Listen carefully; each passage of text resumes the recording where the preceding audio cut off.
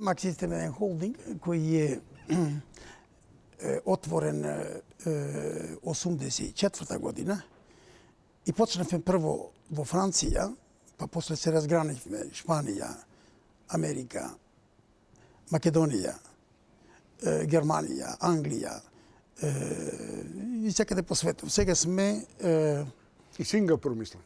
И Сингапур, апсолутно, да. Сега сме скоро на сите континенти и сме врзани за еден бизнис во медицината, развој на софтвери нормално, али сме специализирани во имуноематологија и трансфузија. И тука можеме да и лаборатории нормално. И тука можеме да речеме дека не само можеме да речеме, него сме број еден во светов. Така што овај пазар никој не ни го брани сега. Ние сме во Америка, например, ние го држиме пазарот амерички на САД 85%. И тоа е веќе за почит. Секако, дотолку повеќе што тоа зборува за експанзијата која правите во ширењето и на бизнисот и на филозофијата на информатиката за медицински софтвери. Кисковски, кога ве гледам вака, не ми делува дека сте поштанале како поп или како човек кој завршил богословија во Македонија, па потоа изучувал естетика на филозофски факултет, па потоа заминал во Париз да работи, да речем условно што годе, за да стигне во новиот предизвик да заврши инженерство во Париз. Како се разгранавте и како денеска ги спојувате овие животни патеки? Некој би рекол дека патеките се веќе створени и ние само ги следиме. Меѓутоа не сум баш на тоа мислење. Јас отидов по светов од повеќе разлози. Прво, во едно време тука кога се најдов како студент и интелектуалец, ме интересираше да одам понатака. Искрено речено, кога заминав од филозофски факултет овде за Париз, отидов да студирам, да наставам да студирам филозофија. Ме влечеше, например, некој Берксан, кој предавал некојаш на универзитетот во Сорбона. Али, кога стигнав во Париз, видов дека со филозофијата французите завршиле. За да можеш да живееш, да се организираш во животот, треба да следиш денеска што се десува. И како случајно се десуваше информатика. И наставив студии во информатика, не во филозофија, и тука дипломирав како инженер, али сепак ме влечеа науките, исто завршив како психолог на универзитетот во Париз. Така што долго време останав на студии. После студии, известно време и предавав на универзитетот во Париз, али мораше да се живее. Информатиката ми помогна да успеам да економски се снајдам во тој свет. И така што работев во две фирми познати како Рено, фабриката за автомобили, а после тоа Талес денешни, тогаш се викаше Томсон, фабриката за војна опрема. И после тоа се одлучив да одам во еден личен бизнис и почнав предпријатието Max System. Али, кога почнав да размислувам во информатика може да се приклучи во било која сфера во денешната економија, викам информатика едно поле каде што полесно се заработуваат пари денеска, али да бидиме барем и во корис на човекот. А во корис на човекот, најблискиот корис на човекот е здравието. И се одлучив да одам во здравието. Кога велите дека тоа е бизнес каде најлесно се заработуваат многу пари, дали е тоа резултат на софистицираноста на продадениот ум? Бидејќи очигледно дека денеска инвенцијата и пронаоѓањето на нови бизнеси и предизвици е важен фактор во мотивацијата за развојот и на човекот и на бизнисот. Информатика е едно поле каде што ние не измисливме ни македонците, ни французите, него светот. Тоа е заеднички ум, светски ум. Почна од Америка нормално. Али сега се имплементира во сите области и без неа ние не можеме да живееме денеска. Зато ја мислев дека тој дел во бизнис може да се многу лесно и развија во Македонија, каде што Македонија која нема услови за економски развој, историски дошла на ова ниво и може би бе една шанса тука за многу брзо да ги достигне оние што и избегале во економскиот развој и да бидеме некаде на една равна нога. Али, како што гледам, како што денес е организирана во информатика Македонија, таа не ги користи тие шанси моментално за да помогне во економскиот развој. Има сега, бидејќи ме вовлековте во, да речем, установо во вивисекцијата на македонската економија и развојот на IT инженерство, предполагам дека знаете дека, како и сегде во светот, и македонската IT индустрија е брзо растечка и представува една од релативно стабилните индустрии која извезува дел од своите програми, иако велат 75% е тоа лон производ, значи во име и за сметка на некои други корпорации. Каде ја гледате шансата? Македонскиот креативен потенцијал да се изрази со свој производ, а да не биде продолжена рака на големите корпорации или кога би бил да биде со високо додадена вредност. Апсолутно, информатика тоа е една шанса за сите земји сега за да се стават на едно ниво кое ќе им помогне за побрз развој и да се мерат со други земји, во компетиција економска. Меѓутоа, зависи кој како е користи информатика. Она што се десувало и што се десува сега во Македонија, апсолутно Македонија нема никаков корист од тоа. Едино корист има веројатно во тој смисол кога младите се обучуваат и утре ќе имаме потенцијал доколку останат во Македонија. Али ова што се десуват, ја го посматрав. Ние работиме лон работа во информатика, тоа значи доаѓаат странски компании, ни ги запослуваат наживи инженери овде или отвараат нивни компании, развиваат производи кои тие ги продаваат. Целта е да ние ги продаваме тие производи, да богатството остане кај нас. А богатството се производите што ќе ги продаваме по светов. Ние то не го правиме сега. Може ние сме едина фирма која правиме наши производи за една наша фирма која е тука, која ги продаваме по светот. Него овде ако дојде некоја германска, израелска или француска фирма овде ги запослува нашиви инженери и по такви услови што и да не плаќаат дажбини, да не плаќаат такси ни порези, тоа е огромна штета за Македонија. Тоа треба да се одма да се влези во една политика за водење на тие професионални екипи, кои треба да помогнат во развојот на Македонија, а тие за сега се на штета, да ви кажем одма. И јас го имам списокот на IT компаниите во Македонија, чии брендови се светски. Да не ги набројувам од Мусала Софт, Алокате, Ендава, Сивус нашиот или шведскиот и така натаму, Масеко груп. Дали сите и колку тие ја потврдуваат вашата теза дека ние работиме, односно македонските информатичари се во функција на нивните софтвери и нивните програмски зафати.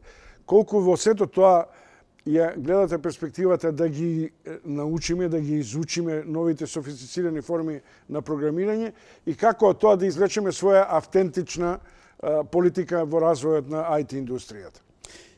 Сите тие компании си имаат свој план и свој интерес. Тие ако доаѓаат во Македонија, не верувам дека доаѓаат во Македонија да барат пазар во Македонија да продаваат своји производи.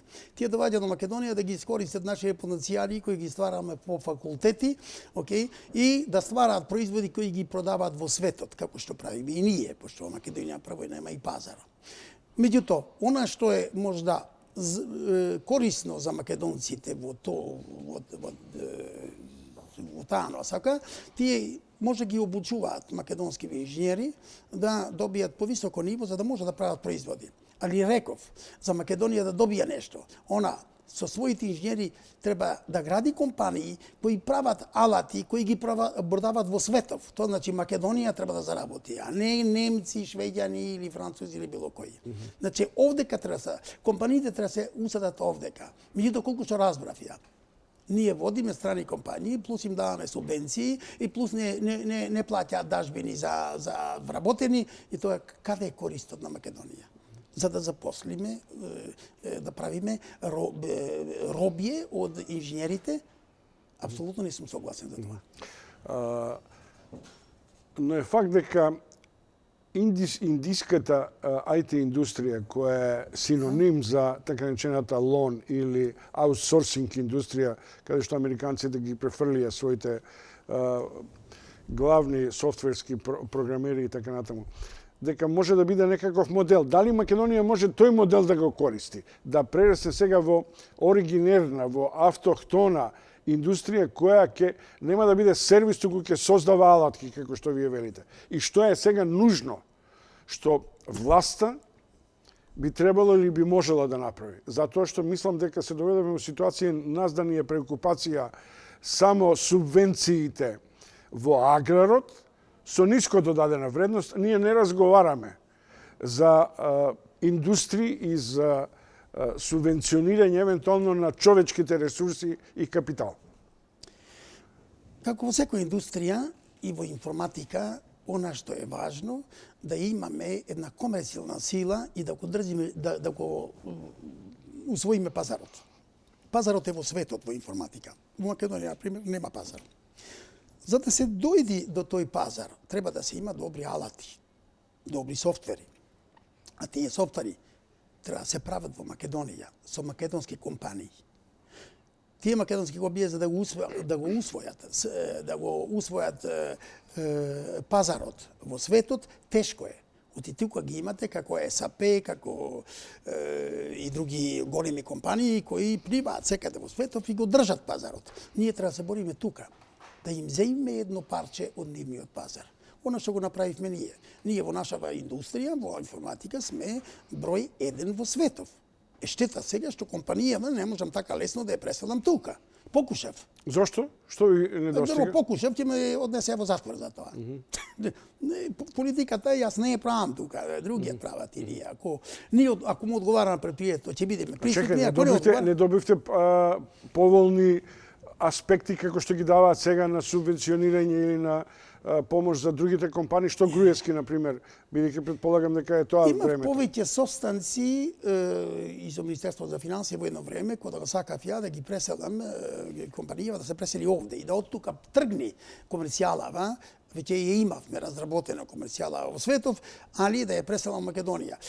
Најдов на некои негативни одговори, добро запрев тука и онда покушав поинаку. Викам, добро, чим префрлуваме договори да ги изведат, овие ви рекој ова играат со пари, или подесно постранал криминалец, избегав, викам, добро, не морате да соработувате со мене и одидов пред тие воени. Што би била вашата проценка, колку низ Македонија, да речам условно, би вртеле бизнис во финансиски параметри? Вака, во нашава сфера медицинска, каде што работиме ние, има повеќе фирми кои се мои конкуренти, каде што ние ги тепаме секогаш. Али тие работат сега пошироко. Ние работиме хематологија, лабораторија и трансфузија, а тие одат и по други оделенија во медицината, како и администрација во медицина и така. Ја не можам, например, да се борам, не ги имам сите тие алати развиени уште, а пазарот го имам. Например, некои болници по Америка, по Азија, Африка, по Европа не барат, ние се откажуваме, затоа што немаме доволно производи за да одиме во такви тендери. Например, тие тендери се до 400-500 милиони, 500 милиони и тие работат со 6-7 милиарди, например, годишно. Јас не сум на 6-7 милиарди, затоа сум собран, окей? Сега тоа може да се развија, али тоа се една политика прво која треба да тргне на државни ниво со еден план глобален на тој дел IT размислувања и тогаш може да се направи нешто јако.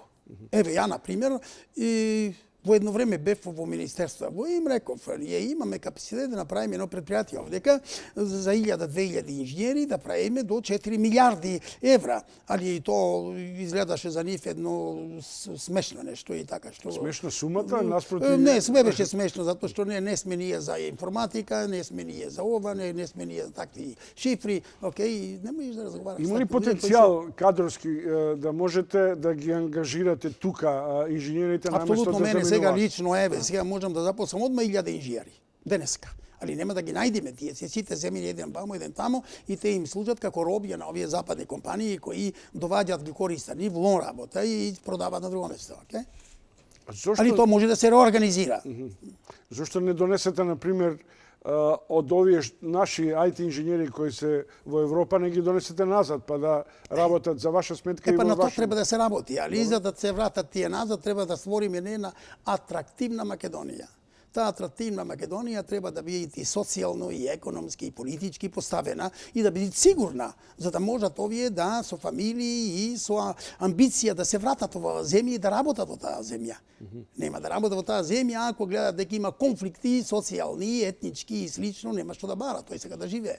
Поготово инженерот не студирал тој овдека за да се бори, разбираш, со квартови.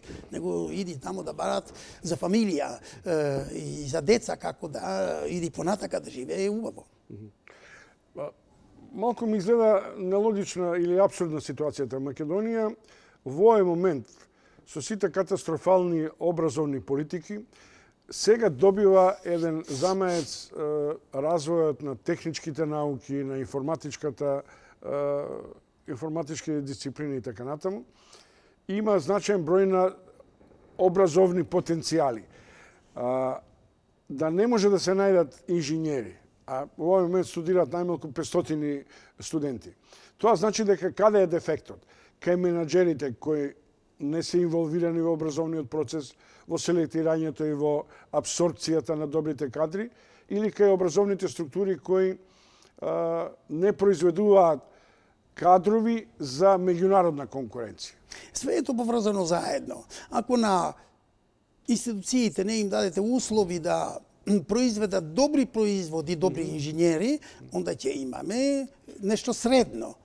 Ние ако на професорите не им дадеме да бидат добри плати, тие ќе барат проекти, ќе работат на друго место, нема да мислат на програмата што треба да се развија во универзитетот. И тоа е све поврзано. Сега овие нешто ги вадиме. Нормално тие интернет денеска е без граница. Одма се знае кој што плаќа и кој што дава како услови кога ќе се вработи инженер. Зошто би седел некој овдека за 1000 евра кога може за 8 да работи во Берлин. И така тоа све е поврзано. Зато ние едина шанса и за да ги задржиме нашите инженери, треба овдека да се направи едно тло каде што и ќе ми одговара на инженерите и финансиски и социјално да живеат како треба. Што според вас недостига на овој македонски социјален, образовен амбиент, како што вие велите, што луѓето што заминуваат, главно не заминуваат само во потрага по пари, по плата, туку токму заради тоа што немаат оваа корпа на социјални, на економска стабилност, на безбедност, на културолошки понуди и побарувачки. Видите, сето тоа зависи од организацијата што е направена во една земја и условите кои постојат. Ние не диктираме со талентите, тие се раѓаат. Океј? Сега дали ќе им дадеме услови тука да ги задржиме или не, тоа веќе зависи сега и од нашите организатори во земјава, што ги викаме политичари и влада, океј, тие ги прават условите. Ако направат услови за тие да живеат и да работат овдека, ќе останат, ако не ќе одат на друго место. Еве, некои, јас за да ги задржам, некои ги водам и во Чикаго, разбираш, ги преселувам за да не избегат од компанијата. Од Македонија? Од Македонија, да. Имам некои што работат во Чикаго, од Македонија ми побара, вика сакам да одам во странство, вика ќе бегам од предпријатие, викам немој да бегаш, викам ти бегај, вика кај мене ќе побегнеш во Чикаго. И така што запослив неколку. Видите, тоа е веќе една глобална политика, што треба да се гледат на повисоко ниво и за да се дадат услови за наши инженери да ги задржиме. Или да ви кажам одма, и со овие инженери 1000 што вадиме годишно, може и повеќе или помалце, не е то доволно за да се прави една индустрија, нумеричка индустрија. Ние мораме да видиме поинаку Македонија како треба да дојде до економски и финансиски услови за да ги достигне овие земји, оти ние си правиме споредба со каде сме ние према нашиве комшии. Никогаш нема да успееме тогаш. Ако се мериме ние со нашиве комшии, економијата нема да ја развијаме, да бидеме сигурни. Ние треба да одиме понатака. Да заборавиме се това и да бараме како утре ние економски ќе постигнеме нешто, разбираш, за да ги задржиме овие. А за да ги задржиме овие луѓе сега што се раѓаат овие деца, ние треба да им створиме едно тло, а тоа тло со денешниот капацитет на Македонија за развој не можеме да го направиме. Ние мораме да ги отвориме границите како што Меркел ги отвара, али тоа ги отвара границите на сиријци, пакистанци, афганистанци, за да ги чистат корпите во 6 сатот сабајле. Ние треба да ги отвориме границите за IT инженери, што ги немаме, а можеме да правиме IT индустрија овдека, и да ја дигнеме Македонија да дојдит за 2-3 години на 1000 евра најмала плата. Тоа треба да биде амбиција. Тоа ми делува малку контроверзно. Од една страна треба домашните капацитети да ги ангажираме. Чекај, ама тие се малце, тие ќе ги ангажираме. Ако сакаме сега да правиме економија, доди далеку, ние мораме јако да одиме. А тоа е организација. Тезата за нелогичноста ми е следна. Да речем, од претходната власт, нели, бевте протерани, нели, иако понудивте... Добро, никој не ме протера, отидов, разбираш, зато што не ми се од финансиските капацитети да ги изведувате преку Македонија. Нелогичноста е во тоа. Претходната власт нудеше слободна зона за финансии, осигурување, банкарство. Во еден период излезе со идејата за слободна зона за IT индустријата. Дали е тоа рецепт? Дали може би реактивирање на такви глобални села кои би можеле во Македонија да создадат нов потенцијал? Видите, не сум ја некој кој е склон на критики, меѓутоа гледам резултати. Ако нема резултат, значи не успеале. Значи нивниот план не успеала. Сега, за да се ствара нешто во Македонија, реков ја, да најдеме инженери за да програмираат и да ни прават производи, то не е то голем проблем. Ќе најдеме, ќе одиме, ќе бараме кинези, јапанци, не знам, афгани, не е важно. Ние треба да го освоиме пазарот. Политика треба комерцијална да се има. Пазар ние немаме во Македонија. Пазарот е во светов. Тука треба да се организираме. Али како ќе се организираме? Прво треба да смислиме кој производ ќе го пласираме во светов и што тој производ ќе ни донеси. И тоа треба да се гледа колективно, со еден глобален мозок во државата. Како ние можеме да дојдеме до економски успеси и со кои производи и каде? Тука е студијата. А иначе после инженерите, дали ќе бидат македонци што вчера се завршиле факултет, или ќе водиме Грци или Срби, или не знам тамо ќе бараме од Индија, тоа воопште не е важно тоа. Една компанија ќе се организира ако има една амбиција во нејзиниот развој. Што е според вас неопходен услов за да ве привлечат домашниве компании, да ве привлече овдешна влада, значаен дел од вакви бизнис елити кои се лоцирате низ светот, да се свртите кон економските интереси за евентуално преселување на дел од бизнисот во Македонија и во Скопје? Видите, прво треба да се створат услови за полесно да се работи. Сега да не, како што реков, не сум склон на критика, гледам иднина што ќе направиме утре. Што е според вас полесни услови? Полесни услови, например, да не сте под тортура на инспекции, да имате сигурност на правниот систем. Ние имаме добро правосудство тука и гледам во добри линии се сега гледат кој е крип треба да плати, кој е прав треба да го заштитиш. Треба да ја олесниме администрацијава. Например, кога бараш една потврда, тоа е патот на Голгота. а се завршува со шалтерски работи. Ама кисковски, вие само сте- да завршам. извинете. Само да завршам. Али ако ќе гледам се во администрација, па 50% запослените во Македонија во администрација се, а не си услужено таа администрација. Тоа значи фали една глобална студија на нашиот менеджмент, на нашава организација економска во држава, како да им помогнеме на предпријатија полесно да работат и побрзо. Симон Кисковски и Натан во студиото, ќе продолжиме со разговор.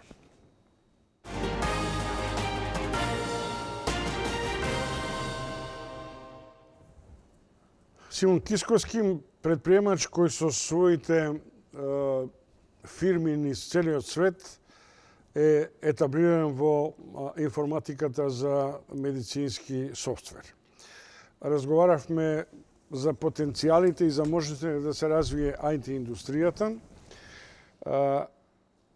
Што би било предизвик, например, ако се формира една мини силиконска долина во Скопје, која би можеле вие, па дури и меѓународните и корпорации, да преселат дел од своите програми и своите кадрски ресурси? Видите, тоа да преселат кадровски ресурси овде многу е тешко, затоа што една компанија прво си прави план интерен како ќе дојди до финансиски услови. А тоа, за да дојде до финансиски услови, треба да го разработи пазарот економски. Реков, во Македонија нема што да продаваме. Тоа е мала земја и толку е капацитетот. Али, Не, јас не мислам да се развија пазарот, тука да се работи за... А да се развија тука, зависи кој развива и за кого. Ако доваѓаат американци или германци или бугари, не знам кој таму да развиваат, овде катираат за кого развиваат. И што ќе добие од тоа Македонија? Тука се прашуваме. Дека ќе добија Македонија еден потенцијал на инженери кои се обучени во развој на разни софтвери, тоа е окей. Али Македонија никогаш нема добија ако таа нема своји производи. Тоа значи компании македонски треба да се стварат овдека со едно знаење кое ќе покријат некои делови од пазаров кои ќе носат пари. Тука е целта, а не да се развива силиконска долина. Дали е време и добро да се размислува за развој на дел од македонските IT компании во една сепаратна форма, мали и средни, или до нивно окрупнување во рамките на некаков глобален комерцијален продукт за светските пазари? Видите, Или таа конкуренција може да биде стеснета па и да биде контрапродуктивна? Ако посматрам што се десува сега во Македонија, ние имаме 3 слоја. Еден е овие страни компании доваѓаат тука, запослуваат наши вработени, мислат дека во Македонија има слободни инженери, ги запослуваат за поевтино да ги платат и прават ние производи онда што ги имат пазаров по светов. Тоа е првиот слој.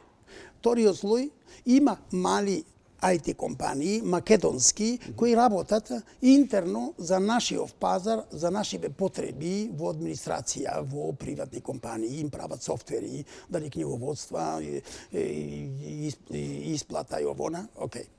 И третиот слој се индивидуалци кои се врзани за некои светски компании, работат дома на кукинг си стол, им прават некои услуги и го продаваат тоа. Не гледам никаде тука успех. Нашиве компании кои работат за интерно за Македонија со тоа треба, да, тоа е корисно, али нема многу пари Македонија колку може да потроши за потреби нумерички. Не многу. А овие што доваѓаат од страно, да ги запослуваат наши инженери, меѓу да ги викнат кај нив да работат, поевтино им е овдека, затоа прво не плаќаат никакви дажбини, не биле ослободени, не знам, со договори што потпишувале сукцесивни влади, окей? И ефтино ги земат инженерите, тука не гледаме никаков корист. Апсолутно никаков, тоа е штета, окей? И овие третите индивидуално што работат, тие се една гарнитура на инженери на чекање. Ќе работам сега, ми дадо работа од некој предпријатие, додека најдам нешто подобро. Мал број на тие фрилансери кои работат на берзата. Тука све треба да се реорганизира, треба да се стимулираат компании кои не само прават софтвери, за да се направи софтвер, тоа не е тешко, ќе појдам во Индија ќе го правам. Треба да се најдат тржишта во светов. Тоа значи амбициозни луѓе треба да се организираат за да го нападнат комерцијално светов во оние сфери каде што се способни да го водат тоа. Добре, еве, вие го развивате бизнисот за комерцијална конкуренција. Се етаблирате во Америка, низ Европа и така натаму. Можете ли нешто да повлечете? Како да повлечете? Имате и дел од компанијата која е во Скопје. Многу лесно. Ево, јас мислам тука да почнавме да се развиваме, али на онај начин што ја го предвидов, ситуацијата се промени денеска, ние немаме многу слободни инженери, треба да се водат од страна инженери во Македонија. И да се развија на некој начин. Првата реакција во Македонија ќе вика, ние имаме невработени, спуштај и кинезите или индусите да ги вработуваме. Ќе можеме тој наш балкански менталитет да го совладаме? Чекайте, па тоа се вика организација. Тоа се вика организација, али тука ние имаме апарати кои се гласани од народот, разбираш, кои треба таа организација да е постават на и тогаш ќе биде све во ред. Како гледате од перспектива на Париз, каде што живеете, ова нова современа македонска политичка голгота? Што е тоа што како јавна личност или како бизнесмен би оставиле аменет да не правиме? Видите, ја мислам политиката и овие што се на власт, тоа е еден глобален мозок кој размислува нормално, исправно. Сега, со мали корекции, секоја ќе се дојде до успех. Сите работат према оние услови што ги имаат. Меѓутоа има некои тешки прашања и проблеми што и се десуваат, како сега, например, со ова, со името на Македонија и така натака. За мене лично, како човек, најважно е да се поштува човекот. Тоа значи, има работи што не може да ги одлучи никој други него народот. И мора да му се даде збор на народот. Во суштина, народот ако сака, никој не може да го присили. Ни политичар, ни странец. Она што се десува денеска во Македонија. Народот одлучува за све. И треба да дадеш на народот можност да се изрази, што не е случајот денеска. Кој народ?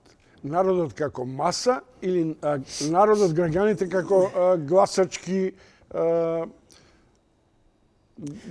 потенцијал? Ние имаме една Македонија. Таа е Македонија. Кој е внатре? Сите оние кои живеат внатре. Малцинства се тие, или мнозинства, али сите се во Македонија. Тие се македонци сите. Треба да им се даде на сите можност да живеат слободно и убаво. Али, ако некој не поштува, тоа ще влези во одговорност. Сега, кога ќе речете кој народ, дали гласачка и друго, народот треба да гласа, народот треба да се изрази и народот треба да поштува. Ние знаеме дека Македонија од каде доаѓа? 900 години пред Исус Христос, имало племиња овдека, од кои се набројани познати трачани, мал дел, во македонскиот дел. Имало трачани, пелагонци имало, сосема мал дел на грци, сосема мал, имало еден дел, тој бил поголем, не најголем, поголем, илири, што денесни албанци, и најголемиот дел биле Македони, 65 до 70% биле Македони, и онда кој е створил државата решиле да го дадат името на тој дел Македонија, ради македоните. А Грци имало сосема мал дел. Сега, полека ние го изгубивме тоа, како и многу држави не постоje денеска, изгубиле. Али ја мислам дека народов треба да живее заедно, дали то македонци, албанци и други малцинства што ги имаме, треба да живее за земја се прави заедно, али исто со обавези за секого. Не можам сега, ако не сум ја задоволен, кој ќе излезам на улица да протестирам и сакам знамења да веам, ќе го веам македонсково знаме, а не странски знамења да веам ни Скопје. Кисковски, на моменти ми делувате како дел од оваа, да речем, патриотска диаспора која е многу загрижена околу Македонија, иако логиката би требало да ви превладува како бизнес логика. Сега сакам да прашам за бизнес логиката од аспект на дистанца. Ви изгледа логично, вие сте 40 години бизнесмен. Да се создаде такво енерно богатство во транзицијска Македонија. Не зборувам и од сферата на приватизација, особено на претходната политичка гарнитура, за која велат дека политичар да стануваш еден од најбогатите луѓе. Мислам, политичар на врвна позиција.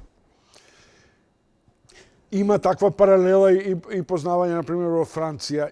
Како вие ги доживувате, например, сите овие сознанија дека луѓето биле под една пресија и забудалени не сваќале, не гледале како се одлива капиталот од Македонија. Тоа е политика. Затоа народот понекогаш може да греши глобално, али обично не греши. Само се десуваат некои во историјата зони, некои моменти каде што и народот не може да одлучи. Затоа и што има притиси и слично, како сега што се десува, например, во овие тешки ситуации. Али тоа со време се коригира. Мислам дека ќе поновам она што го реков, за да се спаси една земја, само економски треба да се работи и да работат заедно. Сега тешко е кај македонци да се створи една екипа. Од македонци ние сме индивидуалци, секој сега сам да постане Александар Македонски. Такви се. Али сепак со работа може да се направат групации кои не ќе работат само за себе, него ќе работат за сите кои се во Македонија, да створиме една држава. Тоа не интересира не многу. И јас се плашам сега многу од ова што се десува. Јас сум за Европа. Треба да одиме во Европа, те да одиме во НАТО. Меѓутоа, не да ни диктираат тие во Европа. Не ние да бараме, тие да не бараат, треба да одиме во Европа. И се плашам сега кога ќе појдеме во Европа, ќе го изгубиме и онај мал потенцијал за работа што го имаме. Ќе побегнат сите овие наши, разбираш, кои немаат работа, што не знаевме да им дадеме работа, ќе работат во Германија, во Франција, во Англија и во другите земји. Ама тоа и не можеме да го спречиме, тоа е објективно движење. Ќе го спречиме ако му дадеме услови појаки овдека. Иначе ќе мораме други да доведеме овдека да работат место нив. Од аголна Франција, од каде доаѓате? Што се случува со Париз и со ова засега уште бунт, би рекола, мириса на една поголема социјална револуција? Одлично прашање. Гледате, баш во Франција, овие, како да ги преведам на македонски, жилежуна... Жолтите. Жолтите елице. Ја запалија Француска затоа што им поскапел бензинот. А замислите овдека кај нас. Ма дали само заради тоа? Или тоа е само мотивација? Ма и порез. И порез, добро. Okay? Али тоа е порезот. Дигнале бензинот, дигнале знам што, и све заедно се вика порез. Али, како што е интересно да се види дека внатре нема странци. Чисти французи се во ратот. Што значи тоа нема странци? Нема нема оние дошлици, арапски дошлици, црни ово. Нема. Сам чисти французи. Вика, Француска е наша, ние не ја даваме, излеговме, каква влада, какво све ќе срушиме и не даваме. Али тоа е народ кој сака да му да ја задржи земјата. И тоа е многу јако, значи од страна на французите, секогаш правеле револуции кога не ќе им е добро, окей? И затоа Франција и постои денеска. Како ќе реагира председателот? Еве, веќе прави компромиси. Дали е тоа доволно? Денеска... Воопшто не е доволно. Не. Ќе одат тие до крај. Ќе одат до крај. Тој сакаше да амортизира со 6 месеци чекање лево десно. Не. Ќе одлучите одма или ќе се одите. Народот кој ќе се дигни, не може никој да го запри. Ако е народот спреман, ако сега народот се бори за сендвич и нема јачина за борба, тоа е веќе нешто друго. Така се ништат држави. Поштовани гледачи, тоа беше мојот и вашиот гостин Симон Кисковски, менаџер, односно предприемач кој се занимава со информатика за креирање и продажба на медицински софтвери. Видовте еден ракурс на човек кој на моменти и развива бизнис и недоволно го развива и има рецензија за македонските економски потенцијали во една од најбрзо растечките индустрии, тоа е IT индустријата. Кисковски, да ве прашам, има една групација околу 20-25 на македонска диаспора, бизнисмени, предприемачи кои се обединува со прилично се покреативна логистика. Дали, например, има понуда Дали некој размислува од владата да собере 10, 15, 20 луѓе од вашиот тип, од млади и возрастни, и на одреден начин да ги чуе вашите сугестии во кој правец и на каков начин би можела Македонија да биде оспособена за западната пазарна и демократска конкуренција? Прво, Македонија да би влегла во такви конверзации, треба да се поштува самата себе. Треба она да си земи за обавеза да ја води ова земја, а не да им ја водат други од надвор. Ние имаме капацитет интелектуален во Македонија, ми се чини, и имаме доста капацитети кои отишле, кои се спремни, ми се чини поново да размислуваат и работат со и за Македонија, тоа треба да се искористи. А овие кои се задолжени од страна на народов да го менаџираат тоа, па тука им е испред нив. Ја мислам дека имаме паметни луѓе и во менеджментот, во властва во Македонија, окей? Само треба подобра организација и за да може да се изведат тие корисни работи. Али реков, без економски успеси нема да одиме далеко. Добро, А тоа може многу брзо да се деси, али во сето ова, едно што имаме јако и што треба да го задржиме, се вика Македонија, ништо друго. Благодарам. Тоа беше Симон Кисковски, гостин во отвореното студио на 1 телевизија.